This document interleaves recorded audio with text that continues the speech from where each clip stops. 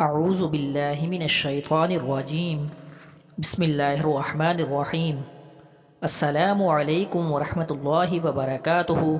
Islamic voice HP میں خوش آمدید۔ ناظرین کرام، آج کا ہمارا موضوع ہے محتاجی اور غربت کن چیزوں کی وجہ سے آتی ہے۔ حضرت عمر رضی اللہ تعالی عنہ نے فرمایا، محتاجی اور غربت 6 چیزوں کی وجہ سے آتی ہے۔ نمبر 1، جلدی نماز پڑھنے سے۔ نماز میں رکوع، سجدہ وغیرہ سکون و اطمینان کے ساتھ ادا کرنا ایک اہم ترین سنت ہے۔ اگر نماز میں رکوع، سجدہ وغیرہ اطمینان کے ساتھ نہ ادا کیا جائے بلکہ کوے کے چونچ مارنے کی طرح جلدی ادا کیا جائے تو نماز ناقص و مکروہ ہوتی ہے اور نماز کا ثواب بھی گھٹ جاتا ہے۔ آدمی جب باقاعدہ وقت نکال کر نماز کے لیے مسجد آتا ہے تو اسے اچھی سے اچھی نماز پڑھنی چاہیے تاکہ نماز کا پورا ثواب ملے۔ محض چند منٹ بچانے کے لیے عجلت و جلد بازی کے ساتھ نماز پڑھ کر نماز ناقص کرنا اور کم ثواب پر راضی ہونا عقل مندی نہیں ہے۔ نمبر 2، کھڑے ہو کر رفع حاجت کرنے سے۔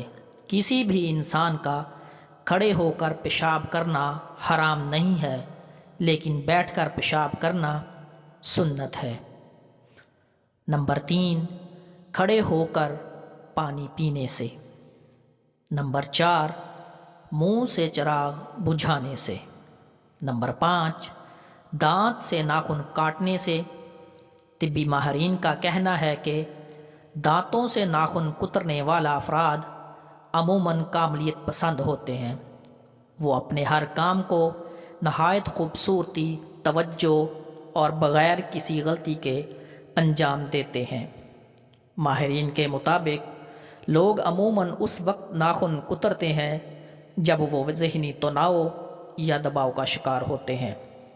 ایسے وقت میں وہ لاشعوری طور پر دانتوں سے ناخن چبانے لگتے ہیں اور انہیں اس کا احساس بھی نہیں ہوتا۔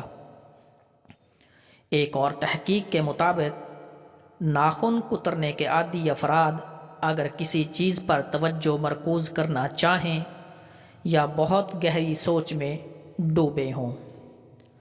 دانتوں سے ناخن کترنا دراصل نروس ہیبٹ قرار دی جاتی ہے، یعنی دماغی الجھن اور پریشانی کے وقت اختیار کی جانے والی عادت۔ نمبر 6، دامن یا آستین سے ناک صاف کرنے سے۔ آستین یا قمیض کے دامن سے منہ یا ہاتھ صاف کرنا خلاف ادب ہے۔ اس سے احتراز کرنا چاہیے، تاہم اگر کر لیے تو گناہ نہیں ہوگا۔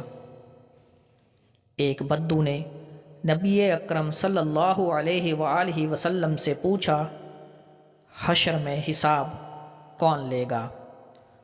آپ صلی اللہ علیہ وآلہ وسلم نے فرمایا، اللہ۔ وہ خوشی سے جھوم اٹھا اور چلتے چلتے کہنے لگا، بخدا تب تو ہم سب نجات پا گئے۔ آپ صلی اللہ علیہ وآلہ وسلم نے پوچھا، وہ کیسے؟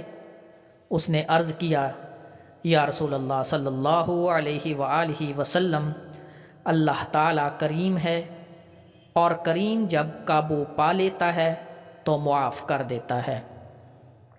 وہ چلا گیا، مگر جب تک نظر آتا رہا حضور نبی کریم صلی اللہ علیہ وآلہ وسلم اس کا جملہ دہرا کر فرماتے رہے، اس نے اپنے رب کو پہچان لیا، اس نے اپنے رب کو پہچان لیا۔ شکریہ۔ آج کی ویڈیو اچھی لگے تو ویڈیو کو لائک، شیئر اور کومنٹ سیکشن میں اپنی رائے کا اظہار ضرور کیجیے۔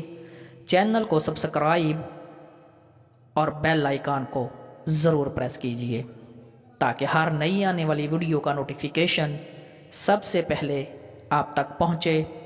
ملتے ہیں ایک اور نئی ویڈیو کے ساتھ، تب تک کے لیے خدا حافظ۔